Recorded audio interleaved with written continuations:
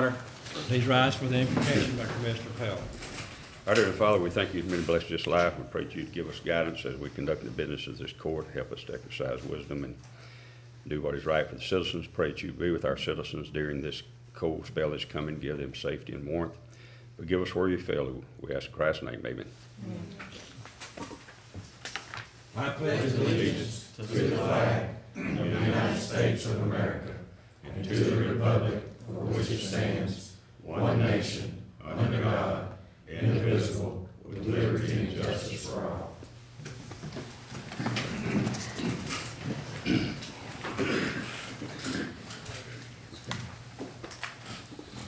Okay, item number 4, approval of the minutes for prior meetings. So moved. Second. All in favor, say aye. Aye. All opposed? Motion carries. Item number 5, Sharon Overstreet, Treasurer. Presentation, approval of cash statement and quarterly report. Our cash balances as of today, January the 27th, 2014. General checking account, we have $1,237,851.89. Our tax pool investment account, we have $8,626,387.84. A total of $9,864,239.73. Our tax pool rate is 0.0238%. I move we approve the cash statement, quarterly report. Second. All in favor, say aye. Aye. All opposed? Motion Thank you. carries. Would you like to finish it now? Well, I apologize. that's Ms. okay, Overstreet. that's okay. Your quarterly report is attached to the back. It's for the fourth quarter of 2013. Our beginning balance as of 9/30/13 was $5,678,530.47. The balance at the end of the year, 12/31/13, was $4,778,335.50. This report shows a $900,194.97 decrease in funds for the fourth quarter of 2013. And on the back, you'll see a list of the tax pool rates for the whole year, last year, 2013.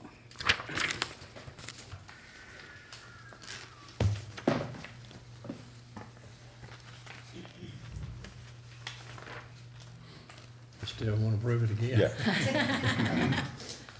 All right, motion to approve it. So moved. All in favor, say aye. Aye. All opposed? Motion carries. Item number 6, Sharon Overstreet's approval of presentation and approval of registered claims to be canceled by court. So moved. Second. All in favor, say aye. Aye. All opposed? Motion carries. Item number 7, Angela Gore, Auditor, payment of county bill.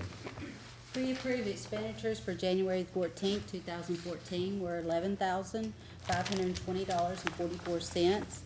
Pre-approved expenditures for January the 21st, 2014 were $11,794.74.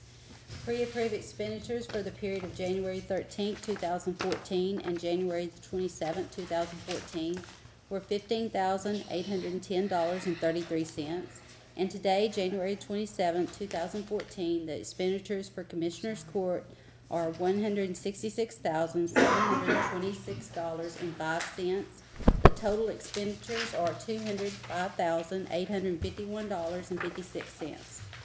Gross payroll for January the 23rd, 2014 was $420,513.11. FICA was $30,452.75. Retirement was $56,967.86. The total transfer for January 23rd, 2014 payroll was $507,933.72. Move to pay the bills as presented. Second. All in favor, say aye. Aye. All opposed? Motion carries. Number 8, Commissioner Pelt sitting a public hearing to abandon Ellis Street in Old Hardin Town Site, volume 27, page 192. May have left the abstract number off of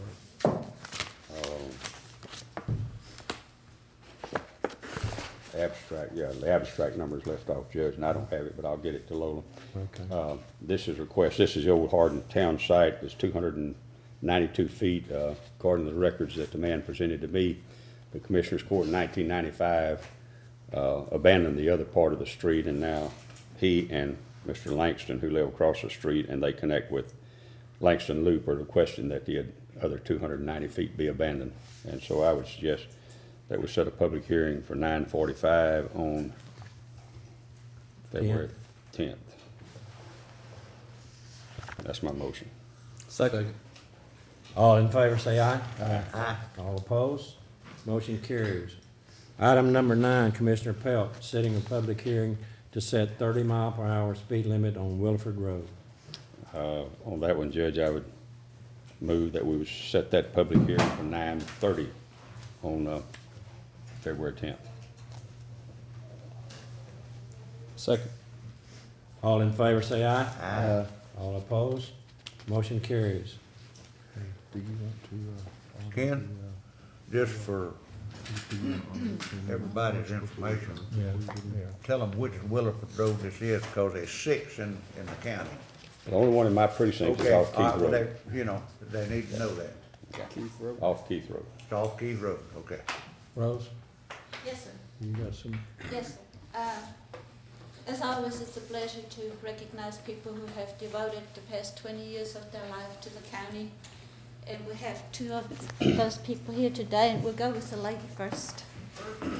Gina Lowe has been with Road and Bridge for 20 years. Thank you, ma'am. Well, I've just started my 4th year with Gina, and I tell you, she's a blessing.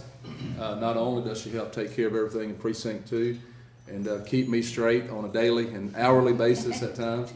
Her and my wife have each other on their phones. So between the two, we get taken care of. But she's also a team player, came up and helped with the courthouse, Christmas dinner and all of that. And so wherever she can fill in, she's always willing to do it. And so I appreciate her, and always goes above and beyond in her duties, in my opinion. And so, in all my life of having an administrative assistant, I think Gina's probably ranks at the top. So I appreciate her.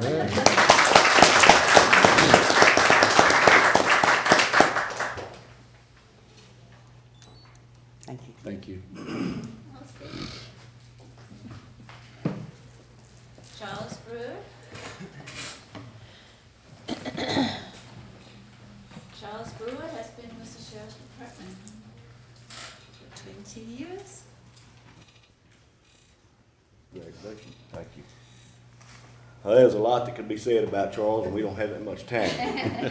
But I can tell you, he got his start in the sheriff's office before I was ever there. As a dispatcher, worked his way into the jail and then onto the street, and is now a patrol sergeant. Has been for several years. He does an outstanding job with the county. He is now seeking other adventures to be a justice of the peace here in Hardin County, and I think he'll do a fabulous job in that area too. Charles, congratulations, and we thank you for your hard work. Thank you. You need a wide angle in? I'll turn. Thank you. Thank you.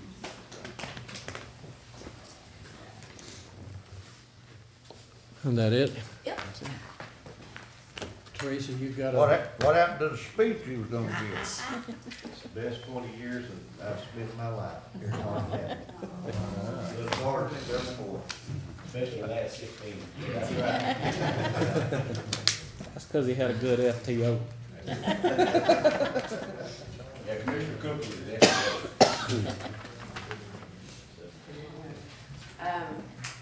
I just hung up off the weather conference call with Lake Charles. They're expecting, and it's on this summary, and I'll give anybody else a copy if they want it. They're expecting 2 to 4 inches of snow tomorrow. But the worst part, it's gonna start at midnight, and the worst part's gonna be from 6 a.m.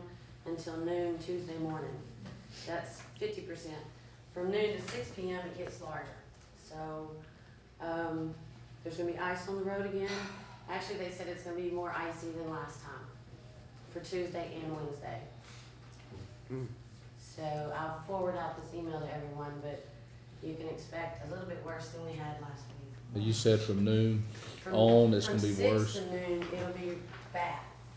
icy conditions on the road. And then from noon later, it's gonna get even worse.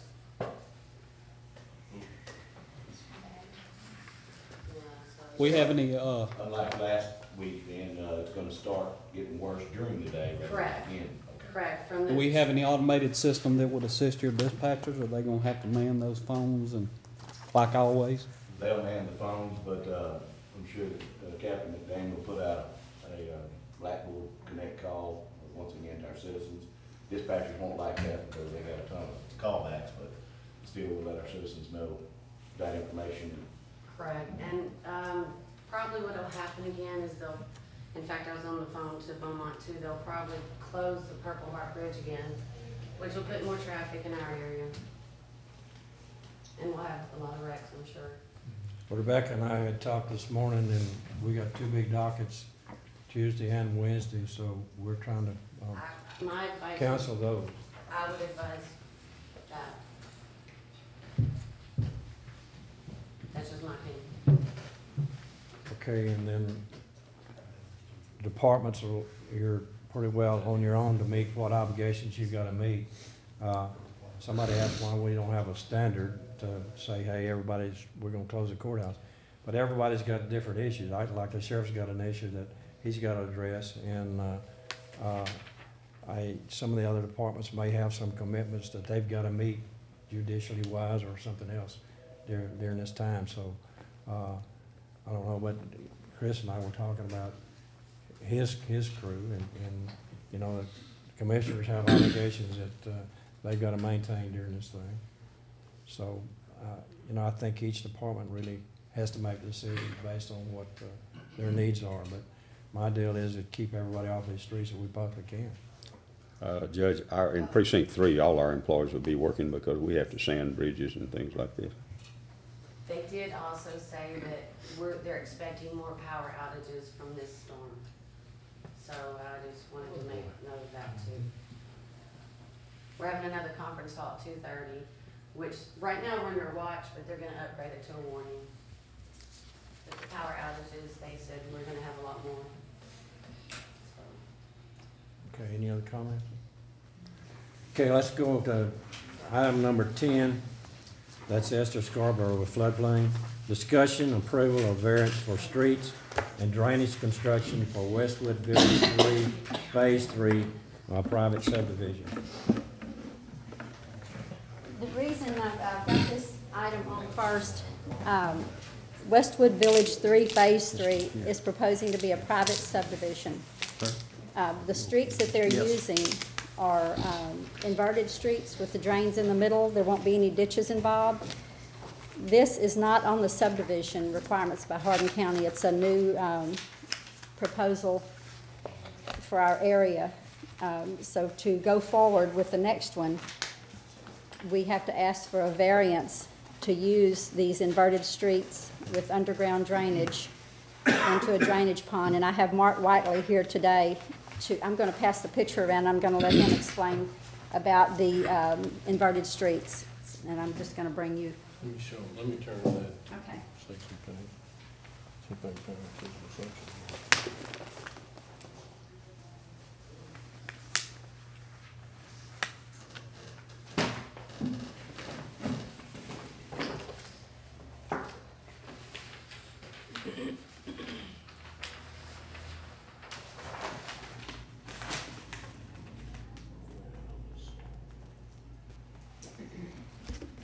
While he is looking for that, if you'll see this letter from Fitz and Shipman, it's marked 10 and 11. It'll be used in both presentations.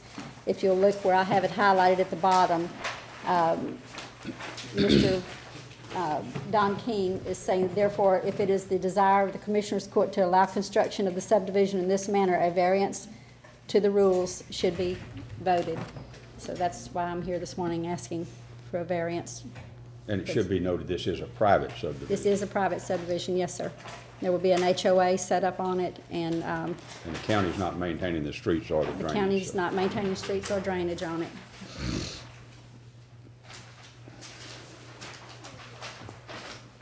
There are several sheets in here. Judge, morning commissioners, my name is Mark Whiteley. But basically, we're taking the crown out of the road and we're sloping it 3 inches to the middle. And there will not be a curb on the sides. And there'll be inlets in the middle that will receive the water, spaced at approximately 300 feet apart, 250. They're on different sheets on the plans. The benefit of that is that we'll have no ditches. We had difficulty in this subdivision. I think we've been here before once. I think it was pulled. It was difficult to make the drainage work out there because the land is relatively flat. We came up with this idea of inverted streets. We could lower the pipes. Get the pipes lower, get the water into a detention pond and carry it and hold the water and then bring the water out. It'd be a wet pond. It'll hold water and then it'll rise to a certain level, then it'll go out. And so we did that. We avoided the ditches. We don't have curb, but we are spending the money we're saving on curb. We're spending the money on additional pipe and inlets in the middle of the street. You do not have a standard for that. There are many cities that use that, like Jackson uses it down on the coast where they don't have much cover and much fall, and their elevations are 0 or 5. A lot of private subdivisions in Beaumont use this inverted street method. We'd ask that you maybe consider even putting it in your subdivision ordinance as an alternate as a private street and give us a standard for that.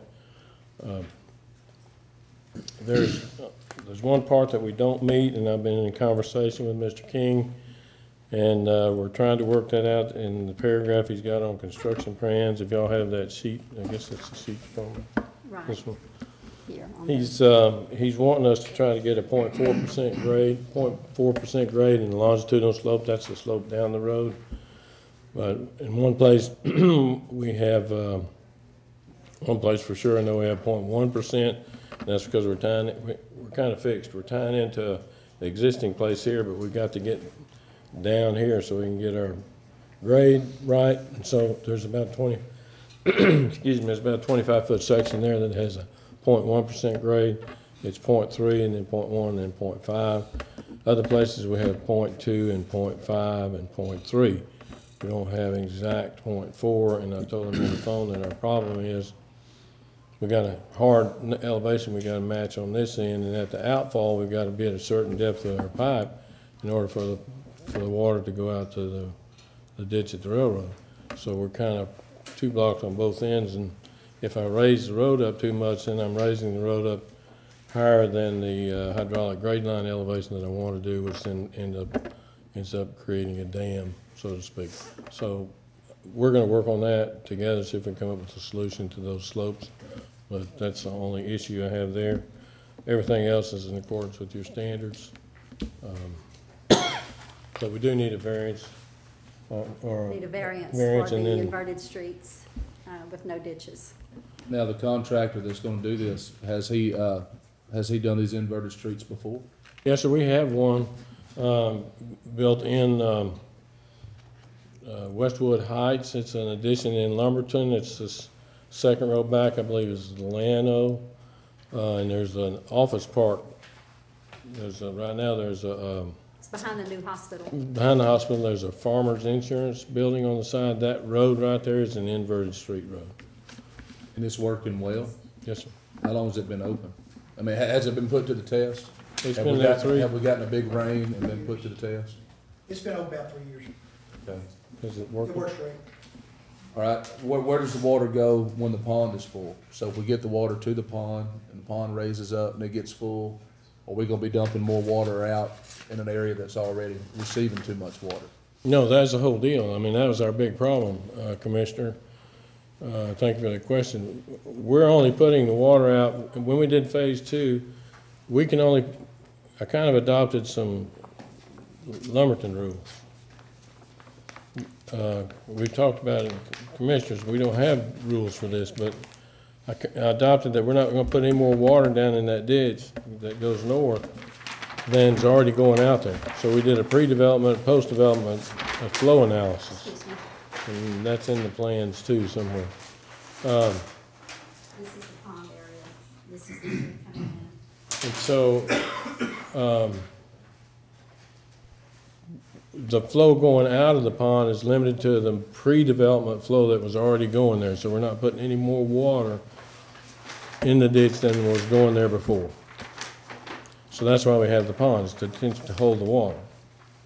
And then it came up that there were neighbors next door that had concerns, that were draining across the property there.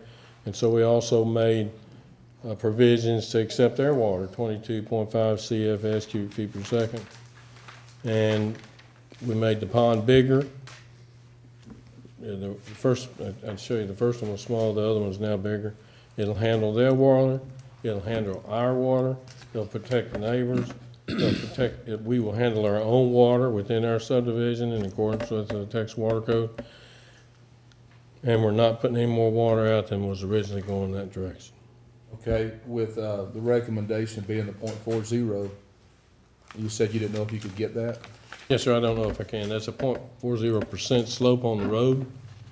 And that's because of pondage width. When you get water going down the road, you know, when you drive down the road on a curb and gutter street, you'll see water that will be in the gutter, and then you'll get to a place where the water's out like this, and okay, that's what we call ponded width. And the ponded width on something less than 0.4 generally has a tendency to create a discomfort because some trash or something will slow the water down and make it go wider. That's ponded width, and that's what he's talking about. But our ponded width is going to be in the middle. We're not going to have, you know, from the side, basically it's in the middle, and the wheel path of a car, and as the slopes come up 3 inches this way and this way, you may be out of the ponded width most of the time anyway. So that's what I'm looking at. And we looked at trying to get everything at 0.4% and we couldn't do it. So that's why I'm gonna have to kind of negotiate with the city engineer or the county engineer to see what he'll do it. On the one behind the hospital, is it drained down the middle as well? Yes, sir. There's a lot of traffic using that road. I mean, do we have a study that we would know if it's creating hazards or not? No, sir, I have to tell you, probably not a lot of people are using that road. There's only one business on that road at this time. How many houses do we estimate are gonna be on, utilizing this road? 50 lots, huh? 49. 49. But you don't have a curb on this No, sir. inside, so ponding shouldn't be an effect, should it? There shouldn't be a problem on the outside. And I assume I saw our engineer somewhere. Oh, okay. You agree with that? Right, that's the main thing. If you get a street that's got a flat grade on it, it tends to kind of have bird bass on it, and that's what we're talked about. And Mr. Wiley has said he's gonna go back, try to look at that, see if he can resolve that issue. That's really the only outstanding issue that we have as far as the engineering concerns. Okay, but if we grant a variance today, well, you're comfortable with it?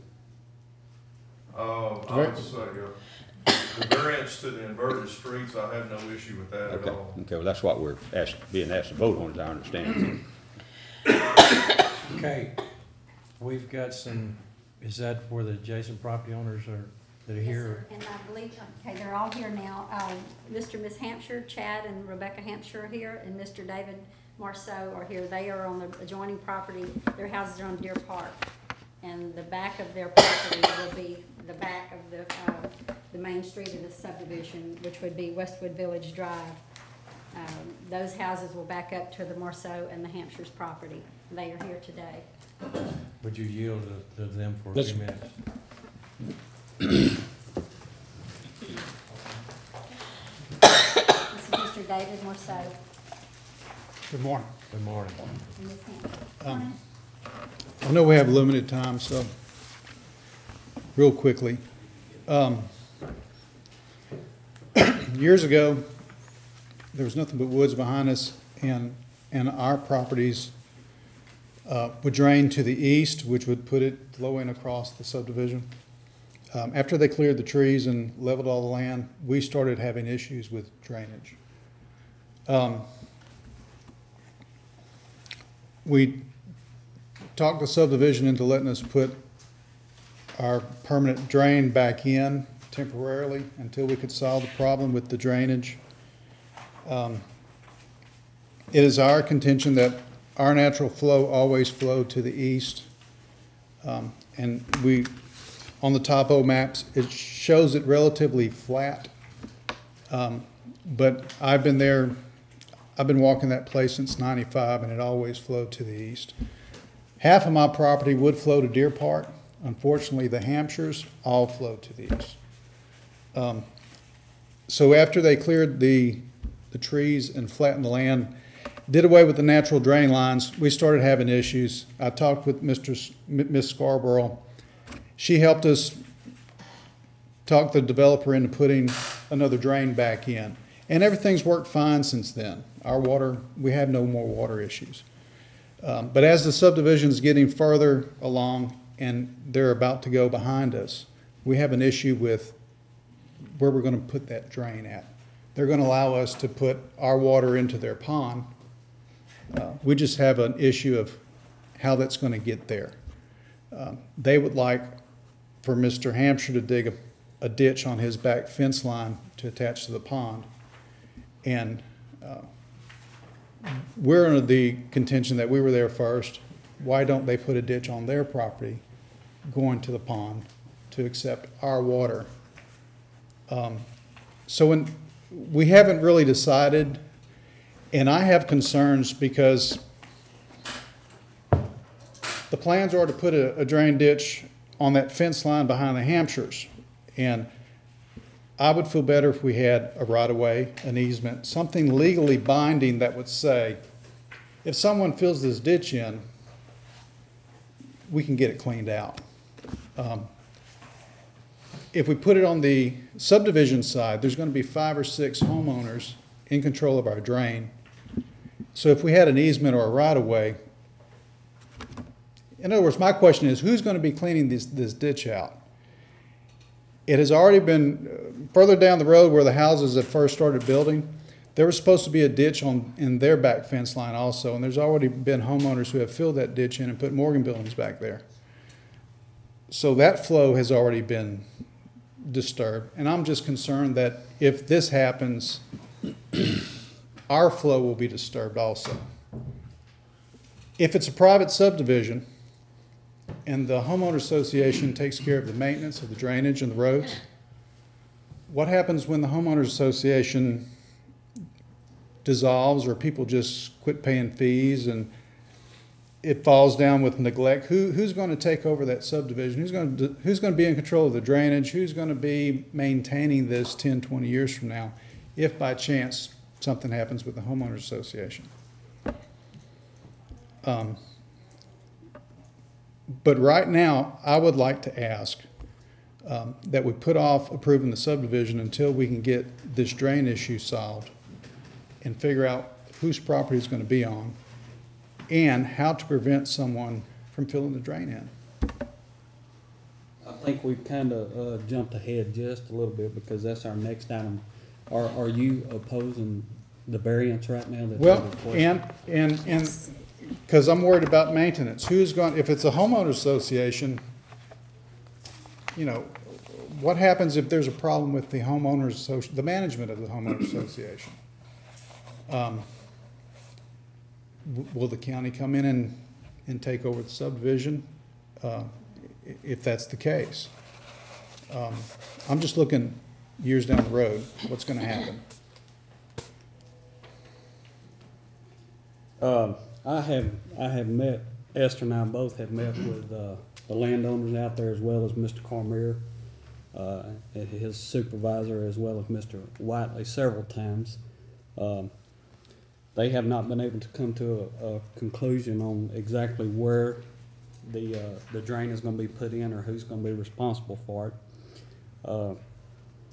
As far as this variance, you're saying you're opposed to that, but the real issue is going to be the next item. So let us get this out of the way, and then we'll jump right into that next item.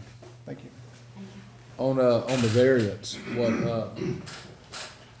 what my concern is, and I'd made notes, was will there be signed affidavits that the homeowners understand this is private and they are responsible. So if 10 years down the road, whoever's sitting behind these desks up here have something to fall on saying, well, when you bought the property, you understood it was private. That's supposed to be in the subdivision. That's in supposed to be in the homeowners deed. Association. And Mr. Cormier is here if you want to address the homeowners association. It's actually a required disclosure in the contract when you sell the house, Yeah. Under the Texas Property Code. And so every homeowner gets a complete copy of the HOA guidelines. Their contract has an addendum stating that.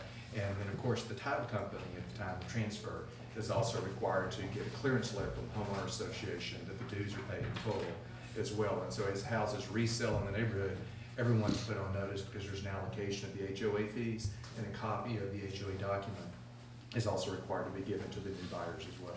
Do we keep a copy of that for our records? They're usually on file in the county clerk's office.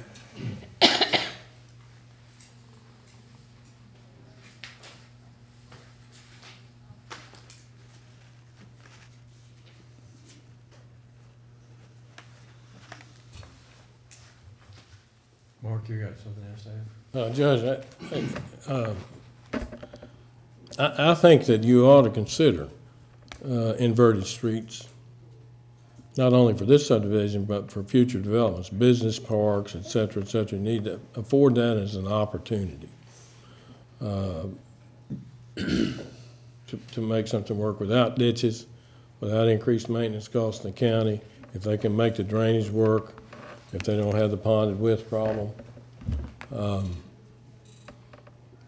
I think it would be an option that you might want to consider putting in your standards.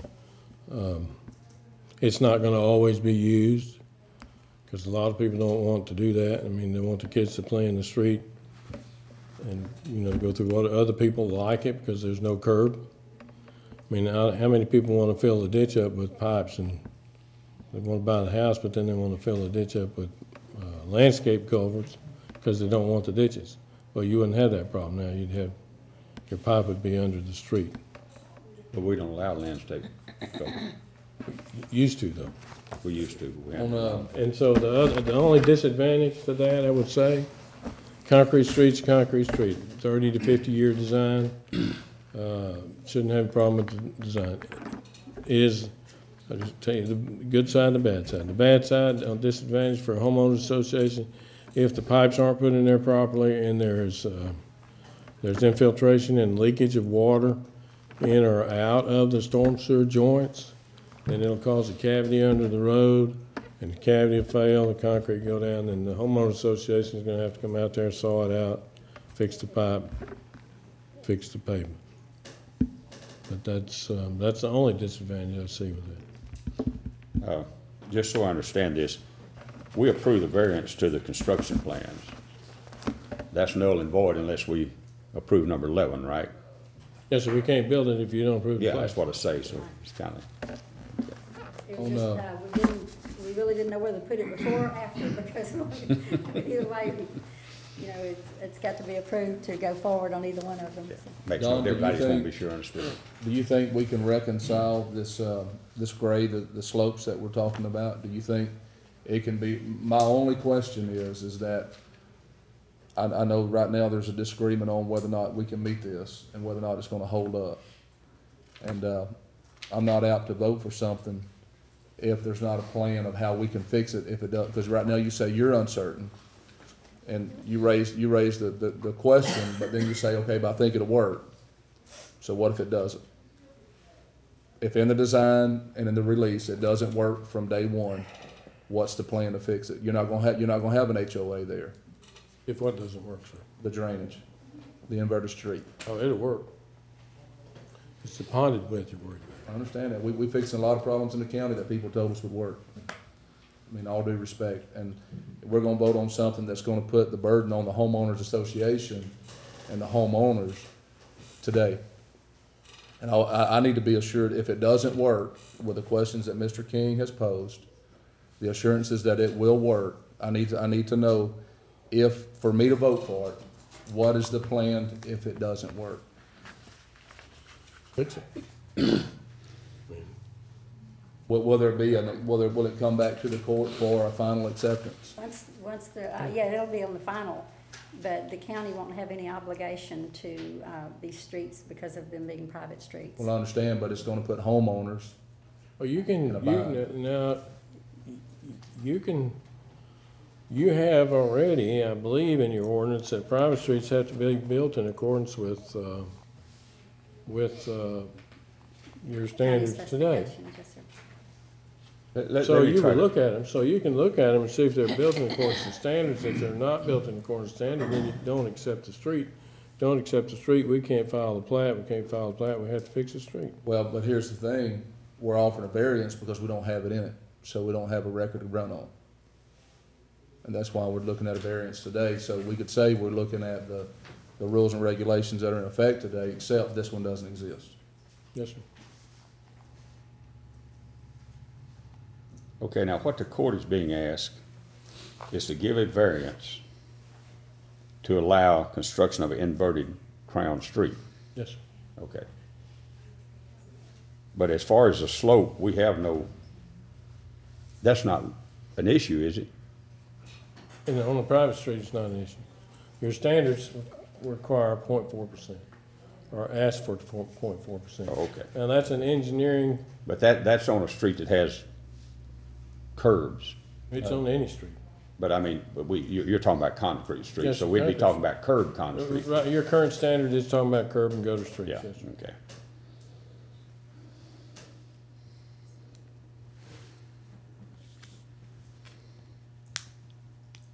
Well, I think we employ the services of Mr. King to keep us, advised, and I don't feel comfortable myself that we have a plan. Well, this is the reason I asked Mr. King a while ago. Do you have an objection to the .40 as opposed to, I guess, the .44? Since this is going to be an inverted street. If we agree to an inverted street, does the slope present a problem to you? My preference is that we, hold fast to the .40. I can go down as low as .32 on the slope. But at this point, my understanding is, with my conversation with Mr. Whiteley today, that, he's gonna look at the plans and see if he can, change the slope of the streets so that he can meet that requirement. That's my understanding. Well, wait a minute. The letter that I'm reading says Hardin County rules do not indicate any minimum longitudinal slope for pavements. I think that is a correct statement. Okay, well, if that's a correct statement, then Yeah, we don't the have, .40 really means nothing. It's a recommendation. that's correct. It's kind of based on Well, engineering. it's what y'all want to do, but we don't have any specifications that say you can't do it. That's correct. Okay. The only thing we don't have is we do not have an allowance of an inverted street. That's correct. So that is the only issue really, is where we will allow an inverted street rather than a crown street like we normally have on roads. Yes, sir. Okay. And remove the ditches though too. When you do the inverted street, you take Well, the you ditches. remove the ditches because it's all going down the center. That's the purpose of it. Well, I could vote for it if we can reconcile, Don says he can go down to .32. I don't wanna put the homeowners in jeopardy. You're talking about probably $250,000 investment per lot. That's a lot of money.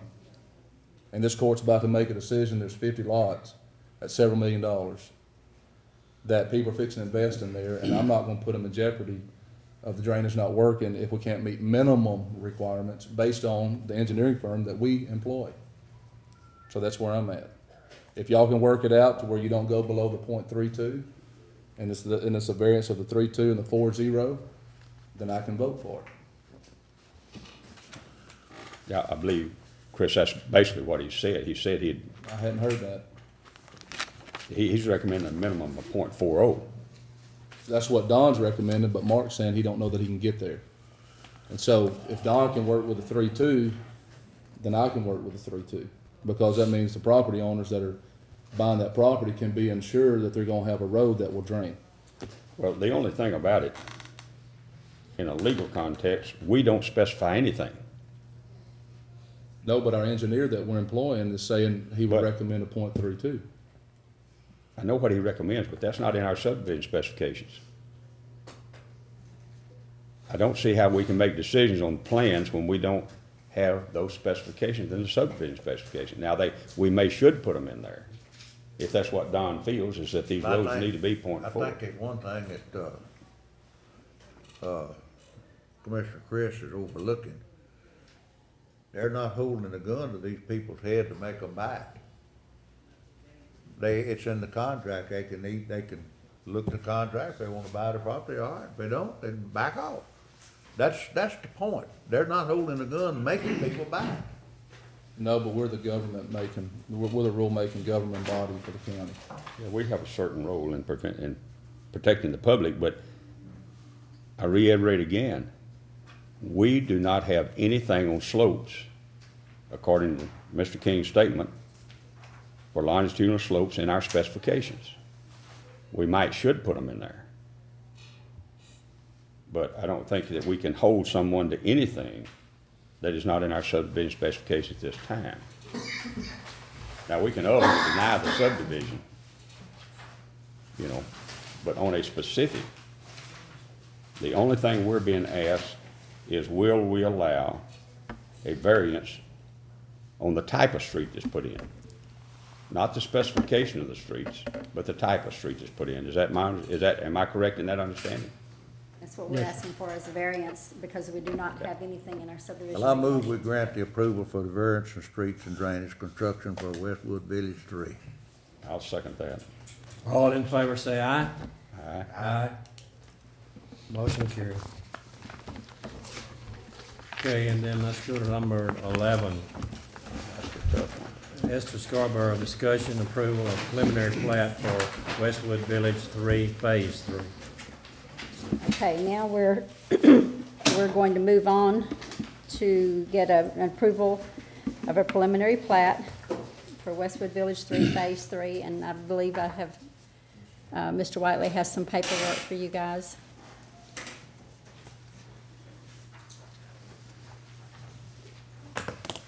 And as we go through this discussion, some of that will be more clear to you as he does his presentation.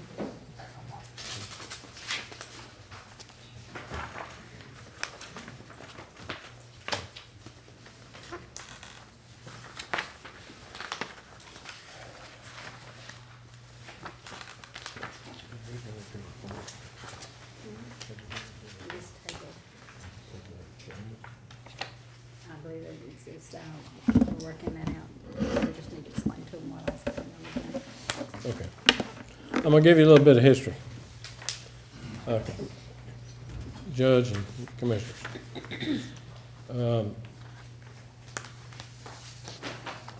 This piece of property was owned by a lady named Joyce Layden. Now, if you look at the first thing I put in there, it's a topographic map. And there's a little push pin up there in the upper left quadrant, which we underlaid due to the expertise of the floodplain administrators people,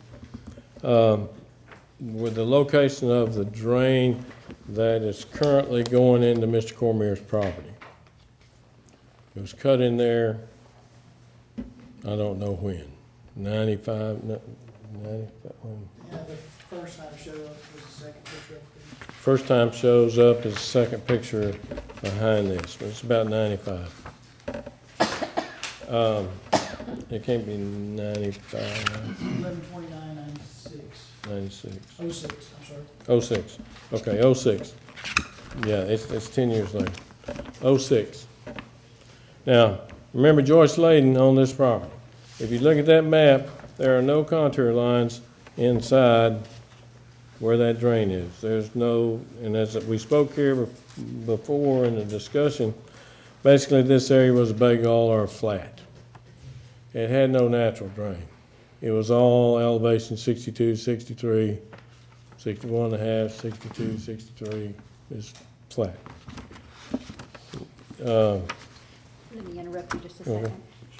What y'all may remember, Commissioner Pelt, Commissioner Franklin, that was originally Blue Bonnet Estates. Yeah, I remember it well. Okay, just a slide. Yeah, Joyce Layden. Well, I was getting there. Oh, okay, sorry. It's okay. And then in 1999, the last page of the little thing, if I can get it out of here. 1999, there was a subdivision approved by this court and filed for record known as Blue Bonded Estates Unit 2. This is the very same land which we're developing today, are proposing to develop today, including the front part. Okay? It was designed and approved by the county for construction. They began construction. Now, the tie to that is that they began construction. You go back now to the aerial photographs, you'll see that first road cut through there, Blue Bonnet Loop West. That's the ditch, that's where the ditch comes into that road in 99. So somewhere after that, or even before they got the plat approved, they may have been cutting the roads in there. Then that ditch was dug across there. It is not a natural ditch. I submit to you, it is not a natural drain. It was dug across there to the first road, Blue Bonnet Loop Estates, Blue Bonnet Loop West. Okay, so what you see here, had they done this, had they gone ahead and developed this, you'd have a subdivision back there with a whole bunch of lots and no provision for drainage solutions. No provision for drainage solutions. Mark, wasn't at that time, that's been quite a while ago, Yes, sir. wasn't at that time their proposal to take that ditch all the way to the railroad track? Southern Pacific Railroad track, and they could not get approval to get the water across the track? They may have been gonna take it under the track, yeah, to go over to the other side. But they could not get permission to go under that track? That may be the truth, but that may be the fact. But I got on this job after all this. And so we went to Mr. Skinner to see if he had his old records so I could look at his topographic work and what happened on there, and he told us he threw all that away. So the only thing we have to look at is this subdivision plan of record. Mark, you know more about this kind of, and you've been in this a whole lot longer than all of us put together. But Wheeler Road is the crown. Tell you where water goes north or south. I'm sorry. All right, and if I remember correctly, where this X is on this map back here, it was supposed to go into that railroad ditch and head north to that crossway there that's just the other side of the road that Rose lives on. Just that Yeah, up here at the crossover, top. that trestle, it was supposed to go Up here to at the right top. there, That's if right. I remember correctly. Because see, that was in my precinct when I first come in office. And I remember that being discussed, but I don't remember now how far along we got on it. They didn't get very far. That's what happened. Blue Bonnet Estates went bloop, gone. And then I don't know what happened. Fred Goodman was involved in that. Well, is it still possible to use that railroad drainage? That's what we're using. I was going to get to that, Commissioner. Okay, that's where this is. So we had this subdivision. Okay, well, I hadn't saw this map till just now. I didn't realize it was back here. I hadn't saw it. Yeah, that was never approved. I mean, it was approved and filed for record, but it wouldn't work. Couldn't get that water back there. So what we did, try to find this thing. I think I'm gonna donate it to you. I got a drainage area map.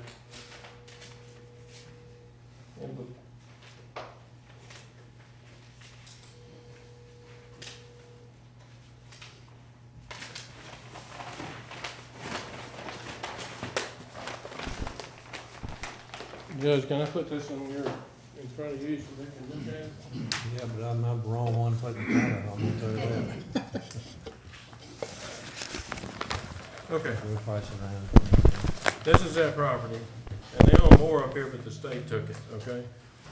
So, this water was supposed to come down here and get to the railroad track, but we can't go there, and this part now belongs to the state. Yeah. So we can't go that way anymore. So we built this detention pond. We're gonna take all this water, and all this water. We actually entered this detention pond at 3 locations to mitigate the the amount of flow. These are the people that live next door. This man here and this man here. This is the ones that are here today. Yes, sir. In question, that's where they live. Now, I don't know this to be a fact, but I gave my worst case scenario. I took all their property, 9.26252 acres, both lots, 9 point something acres, and I put all that water in this pond. Now, I don't think it all goes there. I think some of it goes to the front. I think some of it goes down the street. But we put it all over here to be safe. We put it all in here. It's a safety factor, engineers like to use. So put all this water in here, and all this water, and all the water coming from this subdivision right here. And size this pond, and then here, Commissioner Franklin, is the railroad track. Right, That's the ditch, yeah. And that's Yeah. where it's going. yeah. Okay, All where's that's the going out of property here. line, Mark? Property line's that dark line right Big dark line. there. Yes, sir. And this shows that the drainage, of course, some would go over here, some go, but the drainage ultimately, if a ditch, and there is no ditch here at present, right? That's correct, and there's the sticking point. Yeah, that's what it looks to me like, because it's on their property. That's right. That's the sticking point. They don't want to dig the ditch, they want an easement. The county doesn't want an easement. I can tell you, you don't want an easement that's back behind a bunch of houses, you can't get back there. Well, the county doesn't have any road to clean that ditch out. There's no reason. So, Unless it we was- felt like our position on this subdivision, we have actually improved the drainage over and above what was originally approved. Bluebonnet Estates, it would have been a problem all the time. So we've actually improved that by putting in the detention pond, doing all this stuff, and preparing to receive their water. Now, we do not feel it is our responsibility, in accordance with the Texas Water Code, to receive their water. We're glad to receive it. We will help them out, and we will help everybody else around there and get their water into our detention pond. It will function. I know that. I've worried about this for several months. Let me ask you this question, Sir. because that was gonna be my next question. You mentioned the Texas Water Code. Okay, so the water runs east, I assume, that it runs off their property onto this property. It does now, but that was not the natural flow. Okay, so, but y'all are not taking any water off this property and going back across their property? No, absolutely not. And nothing in this subdivision that you're proposing is going to block the natural flow of their water if it wants to come across there? Yes, it would. They would have to put that ditch in. So that ditch would have to be put in? Yes, sir. Are you proposing to do that? Are you proposing to put the ditch in if it's on their property? We offered this as a negotiating point, and we did not offer to dig the ditch. We would size our pond. We did have to make it bigger to hold 22.5 cubic feet per second. We had to make the pond bigger. We are cutting a channel from the pond to the property line. We're having to do all that. So we figured they could dig the ditch. That was our position at the last meeting. And again, you're not putting water on them. No, sir. Right. And you've improved the capacity of the holding pond to receive more water. Yes, sir. But, So y'all don't have a requirement for that yet. but can your client guarantee that this is, I don't know how many feet this is, what, 1,000 feet or so that's backing up there? Yes, sir. Okay. And their property is this full 1,000 feet? It's Pretty 9 much. acres? Pretty much. Okay. And you say there's no water, that there was no natural drainage going from west to east, heading towards the railroad track? That's correct. You got that? Did you bring that study? We have a study from 1985 commissioned by the court that shows there was only one drain in that area.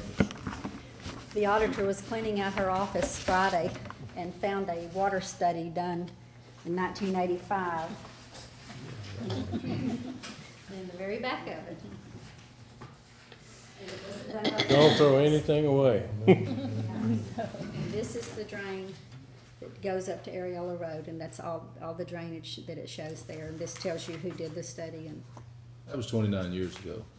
That thing's Okay, changed but a is this whole the lot. drain that's 29 going to the years. It railroad has track? changed, but the But key it's a word natural is drain. natural. Is this the drain that's going to the railroad track? it doesn't ever show that it crosses over. This is Deer Park here. The drain shows that it stops at Areola. Okay, well then, did it drain back this way? Yes, sir. West. And where is their property in relation to this? It would be It's over here. But in the book, it also has another page that shows houses, and there's only like 7 houses up here, and that's why it stopped there. But the whole key would be if no drainage goes that direction. If there's no drain, if none of their drainage went across this property, then there would not really be an issue. That's right. But they maintain there is some drainage going across. And it does go across there now. I mean, it is, I mean, it does. So there's It goes ditch. across there now? Yes, sir. So, let me go back a little bit, well, 80, whenever that was.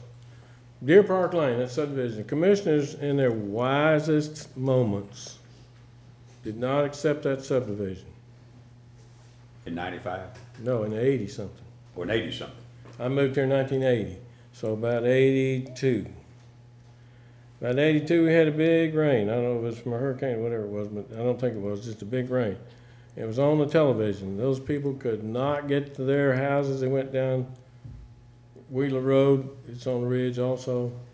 They couldn't get down there. The water was this deep. They had a lady on there. My kids are on the bus. I can't get home. And she showed her walking through water this deep, and her car was flooded out back there. It was a big disaster. County told them they never accepted that subdivision. The roads and the drainage, there wasn't any drainage. Shortly thereafter, that's when Mr. J.D. Brown, God rest his soul, became commissioner. And he started improving the drainage out there by making man-made ditches to take things different places. And it's worked. It's worked on many occasions. But there are other times when some of that property still floods and the road goes underwater. But it worked. But there wasn't any real drains out there. And so this all goes back to what, if they had built this one in 99, we'd have had more problems than we have now. And it goes back to, I'm going to deviate just a minute. Y'all need to put some detention in your ordinances. You need to have this water controlled. And we did. You did? Okay, good. So anyway, that's what's happening. And so knowing that it was coming across now, even though it wasn't a natural drain, we agreed, I told Howard and Mr. Cormier we were going to have to increase the size of the detention pond. We ran the numbers and it didn't work, so we had to increase the size of the detention pond almost the size of another lot plus to handle their water. And so we did that. And that told me I had to dig that pond, so we did that. So we have everything in our subdivision ready to go. If it was electric car, all you'd have to do is plug it in at our ditch. But the sticking point, as you talked about earlier, is who's going to dig the ditch on the other side of the property line. And I guess still the main point at this time, is there any water? Their 9 acres almost parallels this subdivision for a long ways, looks to me like. Does this water, any of it, cross over the property line onto this subdivision that you're fixing to build? I would say yes. You say yes. Okay. Because of the ditch it does. Huh? Because of the ditch they dug. There's a ditch there? Yeah, they dug the ditch. Oh. Let's see. That's The what one he's talking about is. And one more. One more. Really good. Right here, They dug this ditch right here. with approval. Okay, is this the property line separating the property? No, this is the property right here. Where that wood line is in the property. That's the property line. And are we going east here or west? No, west. We're going west here. This so- is our property, proposed development. They Okay. dug the ditch from here to here.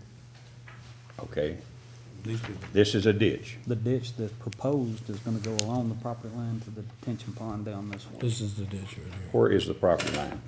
Right here? No, right there. Okay, so now the property line is gonna be here.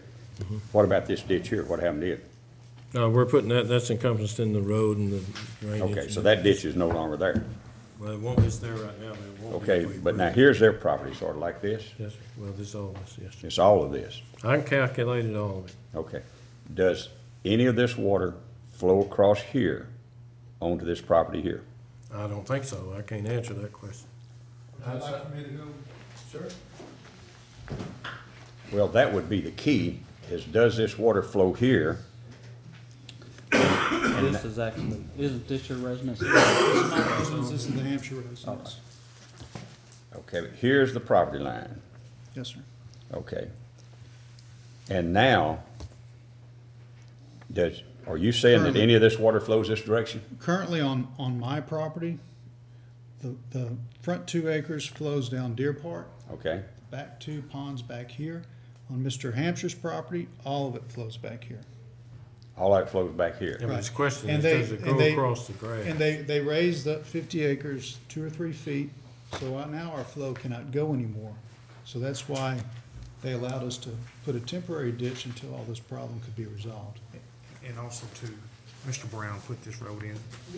Okay, but now, this is not going to be a ditch anymore. No, but if, they're talking about digging this ditch, is Mr. Brown dug this ditch. And He dug Joyce- this ditch. No, he dug, there's a ditch I that have goes to along this disagree road. on this side, Marceau. We haven't put any fill over here. This has never been raised. Right, but after This you has cut never all been raised. after you cut all these trees down, you bulldoze everything flat. So Yeah, but therefore, we- if you look at this map from 95, you can see a natural drain through the woods. That is no longer there. Are you saying, Mark, y'all didn't raise the elevation? Not over here. No, they just covered the drain with, when they. Covered this pulled- drain? When they pulled the stumps out. No, that drain's there. I guess the question is, here is a property line, right? We all agree on that. Does any water come across this property line onto, It used to. Now it can't because all this was bulldozed flat. okay, but it used to. Yes, sir. I disagree, but that's, you can see where the ditch was cut in back here. I mean, this is a bad picture, but I have a there's better no, This is Show me from where ni- the- This is from 95. This is my property, this is Mr. Hampshire's property, and you can see where there's a ditch going through here. And actually, if you look closely, there's another one behind Mr. Hampshire's. I'm not And sure then- that's a ditch. We looked at that too. And And then we then- overlaid the subdivision plat from Blue Pond Estates and it appears to be the roadways. And then, before they cut all the trees down, you can see there was still a natural ditch there. But after they cut the trees down, that was. So Mark, you're the flattened out. engineer. How can we determine if water does or does not cross that property line? If water crosses that property line, then the Texas Water Code takes effect. You cannot divert. And it basically says you cannot Divert. dump water on your neighbor, or you cannot take, well, but they were here first. Who was there first? They were. Who reversed? They lived there long. This subdivision's just now starting, right? Yes. So- Except there wasn't one who approved here before. Would you like for me to read the water code? What we can do, you can go shoot the elevations both sides, but we've shot some and I can tell you how it is, but this side's higher, this side's lower, this side's lower, this side's higher, this side's higher, this side's lower. All through Exactly. here. Okay, but It's there are- in other words, it's flat. But is it so flat that water will not go across it in any spot? It just stays there. It just stays there. Now, it stays all on our fence line, all the way back here, and it fills up. Okay, but now, that's a fact of nature that was here, I guess. Yes, sir. But Question. before they raised this, before they did the subdivision, that all flowed west, east, I'm sorry. I don't think it flew, until they cut Blue Bonnet through, I don't think it flowed. Okay. Also, this ditch right here, they got, this, Judge Caraway, I have Walter Snyder here. He's a real estate attorney, and he is here on my request. I believe he might have some insight. Judge, it's my understanding that this property is basically flat, and there is no natural drain of the water. And in that situation, there is no case law or no prohibition that says one property owner cannot do with his property that affects the other property. In other words, if there is not a natural flow of water from one place to the next place, then any property owner can deal with their property as they wish. And if it affects the other person's property, then that's okay. If there were a natural flow of water, then the law is of course different. But if there's not a natural flow of water, then everybody has to take care of their own property.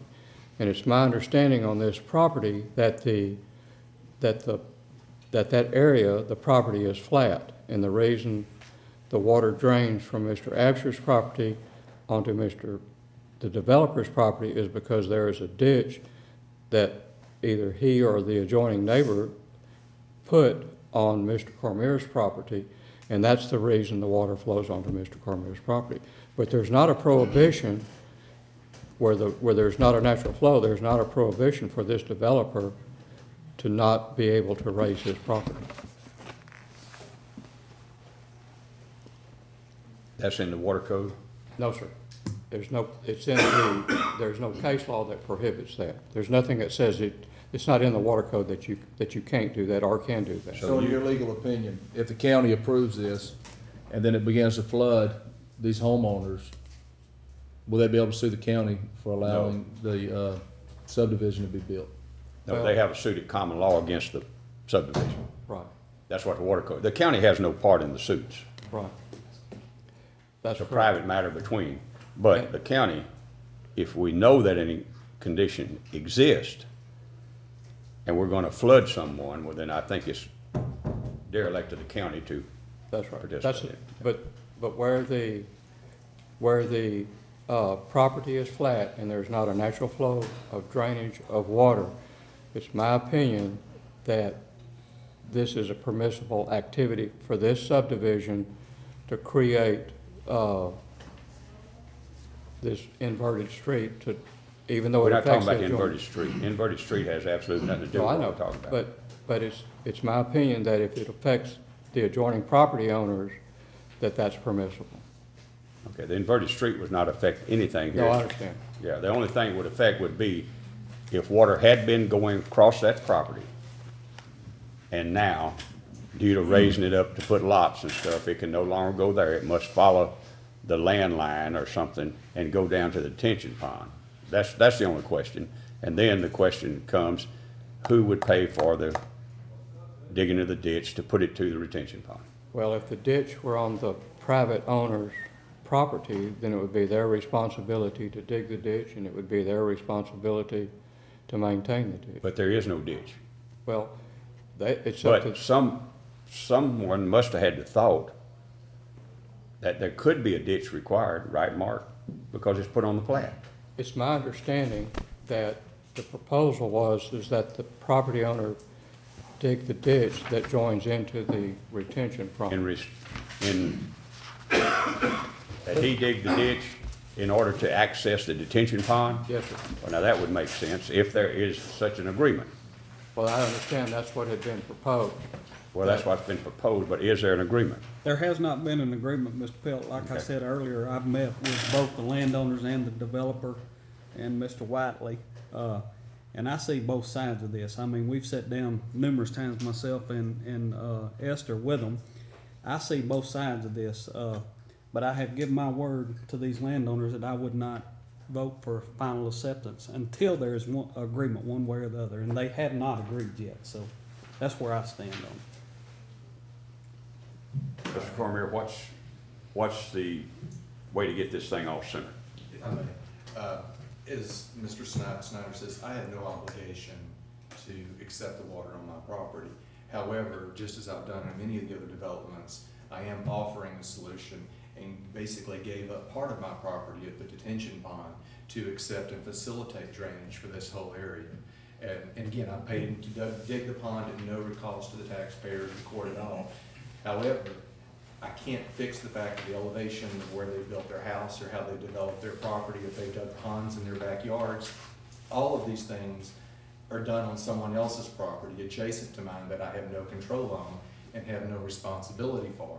I am, however, willing to allow them to bring that water down the back of their properties, just as anyone that owns a large tract of land. I've had multiple acres that we lived on. I was responsible for keeping it up. If they wish to dig a swell or something and bring that in, I'm willing to accept that, but I don't have the obligation to do that. Okay, so you're willing to accept 9 acres of water, I'm willing to accept that, and I've and already your pond paid- has been constructed to handle that. And I've already incurred the cost to dig the pond, and I will put the pipe infrastructure in. All those costs I will incur. The only thing I'm willing, and I'm doing that only to be a good neighbor, and I am the kind of, y'all worked with me for, the last 15 years in this court, and I've always, even with the city of Lumberton, we've done right-of-ways and things to try to help facilitate drainage when we have adjacent property owners that are not built to code. And that's the real issue here. Y'all are dealing, as y'all deal with a lot, people who have developed that prior to codes and things being put in place to ensure proper development. And this is a classic example of something being built prior to codes. This street back there would never pass. The house elevation would never be approved. This is only grandfathered because it was built prior to codes being in place. And so that's really what we're dealing with. I can't fix the fact that their property is low and they're not using positive drainage. They have a ditch in their front yard. Property should be positive drainage. We all know that. But I come to you saying I'm willing to take the water. I do need some extension of good faith from the property owners. And that would be, they apparently have equipment. They brought it on my property and dug a big ditch across my property. Esther asked us to wait. I did. We didn't close it up and we've allowed it to remain. We're at the point now that it's time to move forward. So if they have equipment to dig across my property, why can't they put a small swell across the back of theirs, facilitate draining their lower property than mine, and I think everything would function much better than it does now. Or it will as we continue. Let me see if I understand this, if I can sum it up. We're being asked to approve a construction plan that Don King, you're in agreement, meets our specifications with a variance that we granted. The retention pond, which I think is what all subdivisions are gonna have to have in that area from this point forward, because we've been having ditches and they're not working, so I commend y'all for that. The plans are as per county specs with this variance. Attorney says that the water code is not being violated, which actually is not a county call. That's a private matter, common suited law between two landowners. The court has no authority in that. So no matter what our personal feelings might be about the right or wrongness of the situation, or whether y'all should negotiate or not negotiate, is not a court decision. Our only decision is, do we approve the plans that have been presented to us? I think that's where we are. Well, I know we've explored this side issue for a lot, and Don has got a paragraph here on the bottom of the page, and I make a motion we approve the preliminary plat for Westwood Village 3 with these conditions. Number 1, variance of the construction standards to allow for inverted crown street. we've done that. Notes for maintenance of roads, drainage, and common areas by owners in the subdivision should be added to the final plat, and that's with Mr. King's recommendation. Second. All in favor, say aye. Aye. All opposed? Aye. Motion carries. And we want to point out to the landowners, we have to rely on engineers to help us make our decisions. But we're not engineers. We have to rely on them. I understand that, but I want to tell you, 2 years ago, when I moved, my house flooded, probably about 10 years ago. And Mr. Brown put that road out there. And when he done that, my house flooded because of that. And they talked to Joyce at the time, and Joyce let them dig a ditch to that road for that water to run out. Now, when Mr. Cormier and them started clearing all the stuff off, the ditch got covered up. And I brought Esther and Mr. Howard in, and we walked out there, and the water was up to my thing, because they pushed a levee up, because they were afraid water may run into Mr. Morshall's land. He allowed me to take a pump and pump the water back to the ditch to the road for 3 days. And then he also told me that when we get a chance. Mr. Hampshire doesn't have a ditch on Deer Park. In other words, the ditch on Deer Park starts on my property, not on Mr. Hampshire's, because it's just, his land isn't designed to drain to the road. What makes it real tedious right there is Wheeler Road is a dividing line where the water runs north or south. In front of my house, it's high. That's what complicates the situation right there. But I also want to understand that, you know, yes, I did take my equipment because they couldn't get their equipment down there. The next rain's coming, it's gonna flood my house. It got 6 inches away from my house. When I took that ditch to run it back to the road, we didn't have a water problem since then, at all. But this all got started when the ditch got covered in, and they made a levee because they were afraid water was gonna run on our land. And when they done that, they covered that up. That's where all this water problems. But I guess that ditch that's covered up, the key there would be, that ditch was not on the property that it was draining. It was already there. That's what, from that back corner. Well, was that a natural ditch? I But if it was a ditch that JD dug, well then, unless he had permission in writing from the landowners to dig it, well then, it can be covered up if that landowner decides he wants to cover it up. But he knew it was flooding, and this is what to appease the neighbors to do that. Well, but it was on his private property. Well, but there's been a second allowance made though with the extension of the pond, which he didn't have to do. I mean, honestly, he could have come to court with the same size pond, and the decision legally would probably still be what it is today, except he wouldn't be able to take on your water. And so where's the greater expense? Is it in digging the pond or digging the ditch down the back side of the property to get to the pond? And I think Mr. Cormier maybe have gone to a greater expense to make sure that he can take on that water. And there are times in a development like this, especially when it wasn't a natural drain, it was a man-made drain, that you take and straighten that up and then just run it a different direction. I've been in office one term, but we've had to do that on several occasions to make things work. And that is because Hardin County's growing, Hardin County's changing, and it's a bad predicament where you're at. And we've had some things in our precinct very similar to what you're going through. But I think y'all can make it work. I think you're just almost there. It's just a matter of getting that ditch to the pond. If I understand the ditch that Mr. Wiley's proposed, it's no more than about 3 foot wide. There would be no reason to take my tree and my fence line to do that. Why couldn't they put it by the fence line and go on to the retention pond, where it's easier, because they've already cleared all that off anyway. Right. And that's where this court does, that's not a commissioner's court decision, that's a one person, two decision to make that. Like I said a while ago, we have to depend on engineers to help us out. And I personally believe that whatever Mr. Whiteley and Mr. Cormier says, I believe him. I know I've been knowing them that way that long. I know them that well. Of course, that's not on paper. That's just my belief, but I can back it up.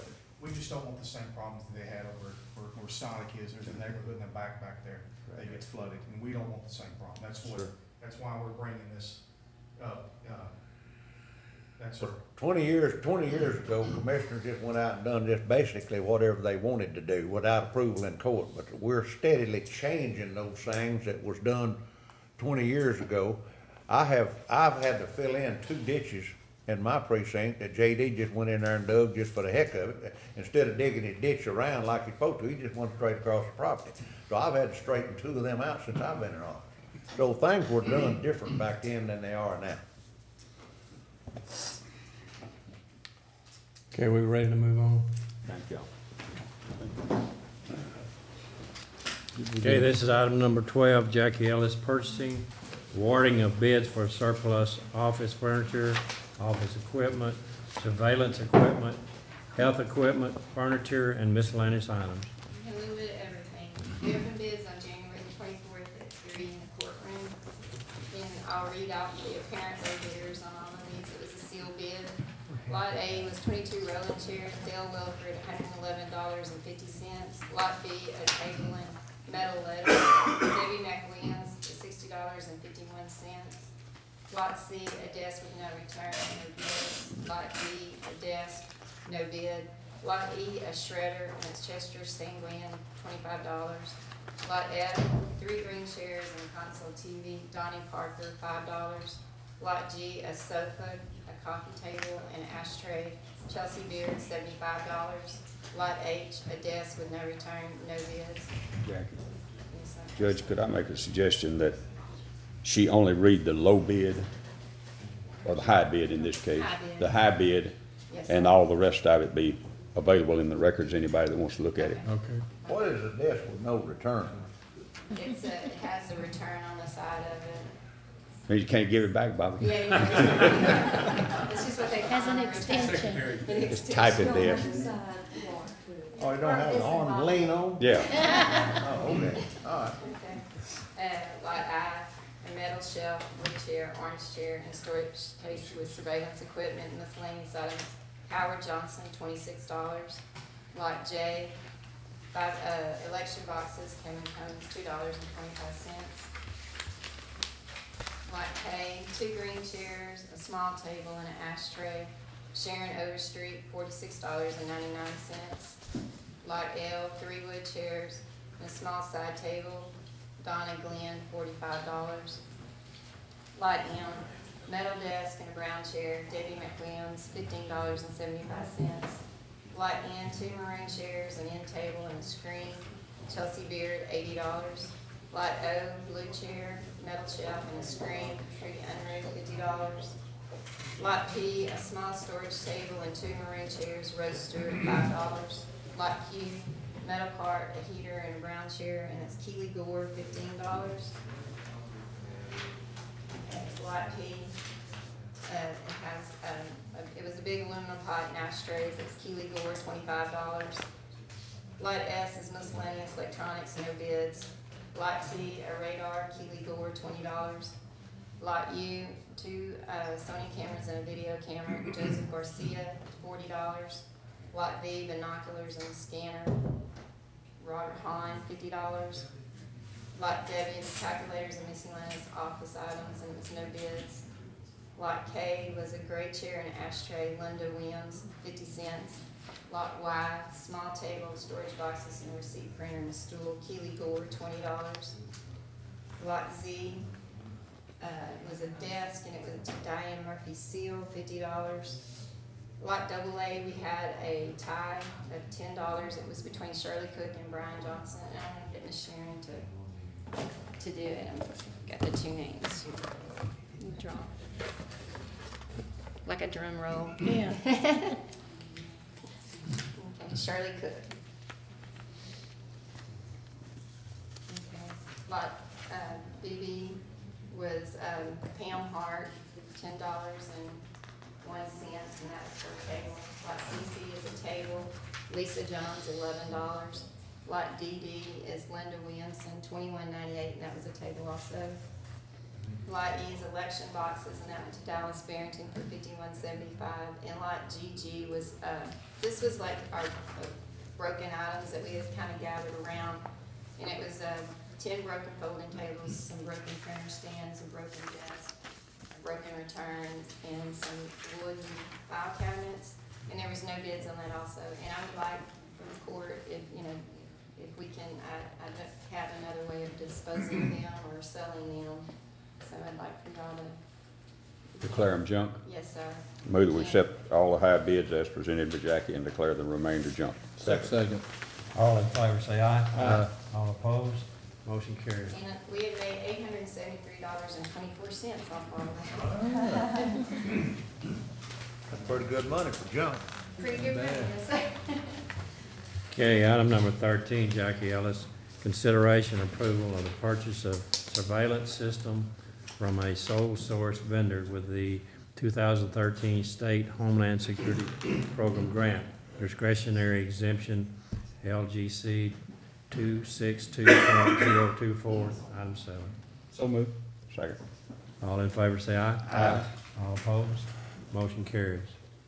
Item number 14, Jackie Ellis, adoption of resolution number 1-14, accepting proposal of Bancorp South equipment financing for lease purchase of a 2014 F-350 extended passenger van. So moved. Second. All in favor say aye. Aye. All opposed? Motion carries. Item number 15, Jackie Ellis, adoption of resolution number 2-14, accepting proposal of Bancorp South equipment financing for lease purchase of 2014 Ford Super Duty truck, CNC. So moved. Second. All in favor say aye. Aye. All opposed? Motion carries. I got a motion to adjourn. So moved. Adjourn. All right. Miss Esther, can I see you?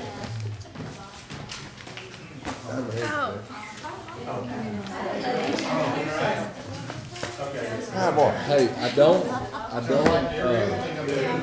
go against the, inverted road, but I went against the engineer and developer not being on the same page, because it's contradicting ourselves on Bobby's